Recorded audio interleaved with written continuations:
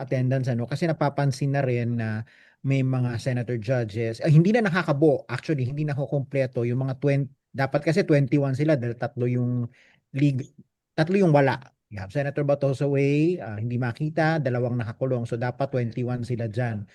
And napansin na rin, it has not gone unnoticed na marami na hindi sila nakakabuo yung 21 na yon for the past so many trial days. So yung iba, nakikita pa on social media na nagbo-monitor na lang outside the session hall. So is that legally acceptable? Are they allowed to participate even from outside the session hall? Yes, it is legally acceptable. Kung maaalala ninyo, meron tayong Senate Rules on Impeachment, Rule 6. Nakalagay po sa Rule 6 na suppletorily applicable ang rules ng Senado. Sa Senate Rules naman po, may nakalagay dyan na doon sa rule, basta rule sa Senate, no, na merong supplementary application naman yung Rules of Parliament, na Riddick's Rules at saka Hines President. Doon sa mga rules na yon na sinabi ng Senate Rules, nag-a-apply dyan yung tinatawag na constructive o continuing quorum. Na kapag ang isang legislative person, senator or congressman, ay nakapag-enter na ng kaniyang presence sa plenary, kahit lumabas siya dyan, continuing pa rin yung quorum because of the fact na hindi kinakailangan na parating nandun sila.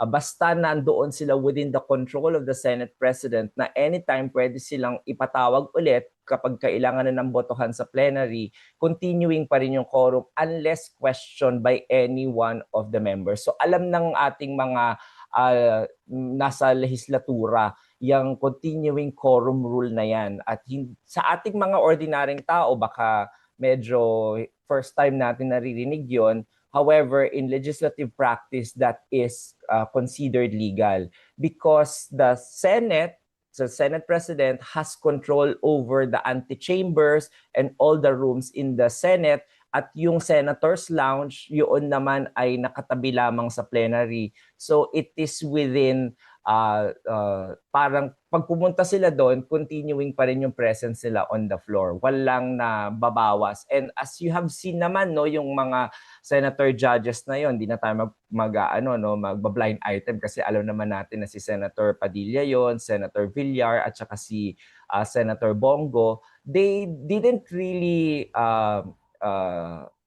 take a break from their duty as a senator judge. In fact, suot pa nga nila yung mga robes nila. So that only means that while still on a short break, they are still performing as a senator judge at nakanood naman sila. Nakita naman, may TV doon, nandoon pa yung photo ni Attorney Ligutan. So they are still monitoring it. And that is allowed in parliamentary practice, customs, and rules.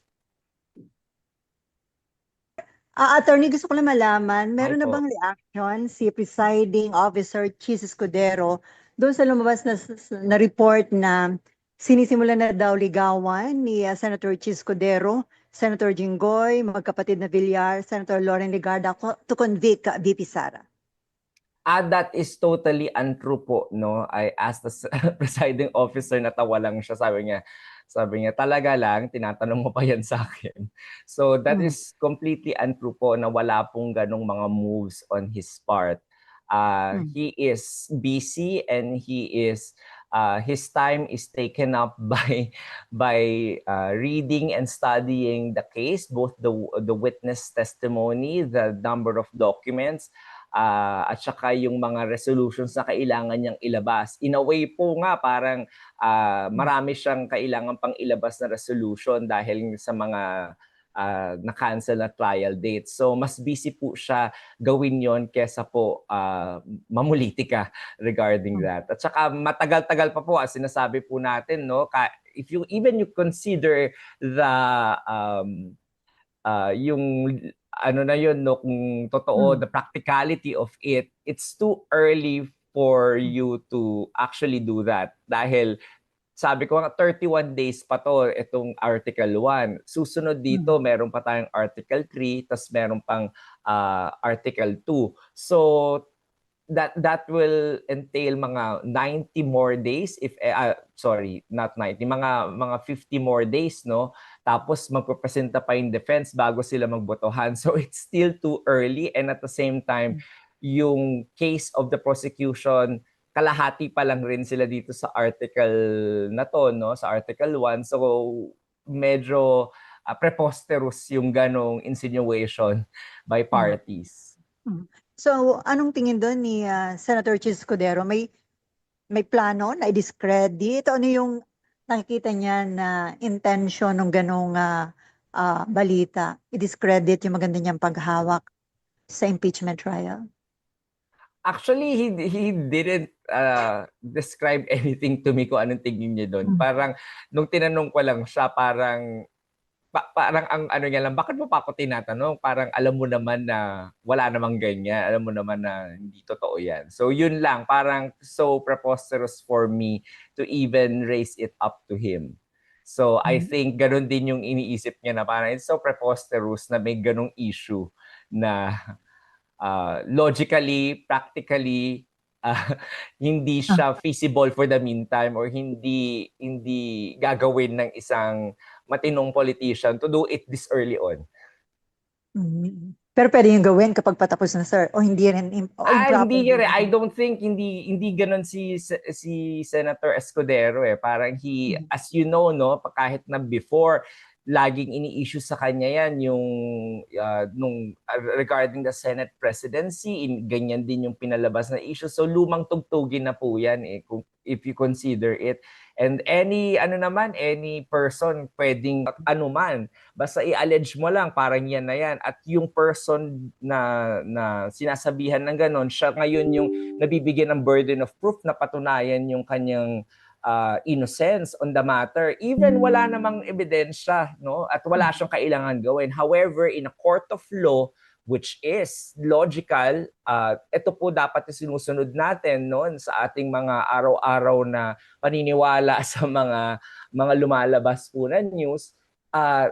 Kung sino po nag-allege, siya ang kailangan magpatunay, at yung kailangan mag-defend sa sarili niya, yung accused o yung respondent, walang kailangan gawin. Kung hindi ma-prove yung allegation, he or she can sit pretty there without doing anything because of the presumption of innocence. So lagi po natin kailangan isipin yun na dapat ganon yung mas logical na pag-iisip kesa yung sa kabila na maniniwala kagad tayo sa allegations. Ang problema, parang dating, sir, blind item, walang source. Yes, tama ka po dyan. No? Mahilig po tayo sa ganon eh. Kaya yung mga ganyan, binabrush aside na lang po ng mga senators natin kasi alam naman nila kung ano yung totoo. Last na lang on my part. So on Monday, sir, kung meron ng impeachment trial, ilalabas na ni Presiding Officer Escudero yung pong ruling at warning sa both parties kaugnay ng kanilang mga naging public statement at saka pinopost sa social media. Tama po kayo, Ma'am Selly. Pero bago po niya basahin at ilabas po yung ruling na yon, kailangan niya po munang marinig si Attorney Amado Ligutan. Bibigyan po ng oras si Attorney Ligutan to respond to the manifestation and accusation of the lead counsel, Attorney Sison. At pagkatapos po nun, baka kung may kailangan ibahin sa ruling niya, base dun sa sinabi ni Attorney Ligutan, baka magkaroon ng konting break para maiba lang po yung draft niya, at kung wala naman po yung ine-expect ni presiding officer na sasabihin ni Attorney Ligutan ay yun din yung naisip niya na sasabihin ni Attorney Ligutan, yung ruling niya babasahin niya na po kagad without any more taking a short break. Okay, thank you, Attorney. Salamat po. Thank you po, Ma'am Selly. Attorney, papasok po si Atin